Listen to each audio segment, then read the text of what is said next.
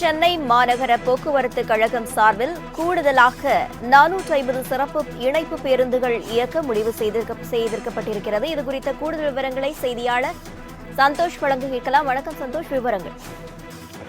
வணக்கம் பிரவீனா. பொங்கல் பண்டிகை வரக்கூடிய சூழ்நிலையில் பொங்கலுக்கான அந்த சிறப்பு பேருந்துகள் என்பது நாளை முதல் 3 நாட்களுக்கு சென்னையில் இருந்து மட்டும் 4706 சிறப்பு பேருந்துகள் என்பது இயக்கப்பட உள்ளது.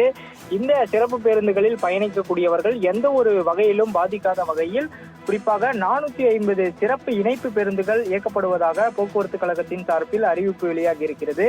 குறிப்பாக இந்த கோயம்பேடு பேருந்து நிலையம், கிளாம்பாக்கம், மாதாவரம் புறநகர் பேருந்து நிலையம், அதே போல பூவிருந்தமல்லி, தாம்பரம், கே நகர் உள்ளிட்ட 6 பேருந்து நிலையங்களில் இருந்து இந்த சிறப்பு இணைப்பு பேருந்துகளை இயக்குவதாகவும் தெரிவித்திருக்கின்றனர்.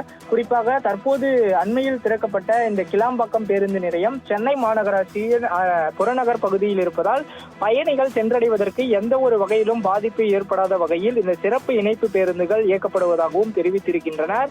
நாளைய தினம் இயக்கக்கூடிய இந்த சிறப்பு பேருந்துகளில் இருந்தே இந்த 3 நாட்களுக்கும் 450 சிறப்பு இணைப்பு பேருந்துகள் இயக்கப்படுவதாகவும் தெரிவித்திருக்கின்றனர்.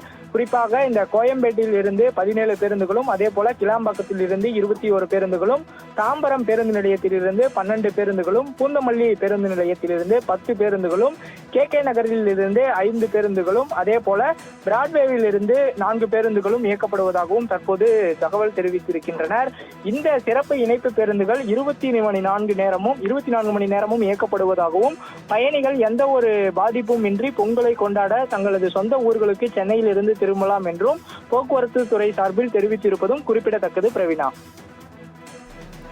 விவரங்களுக்கு நன்றி சந்தோஷ்.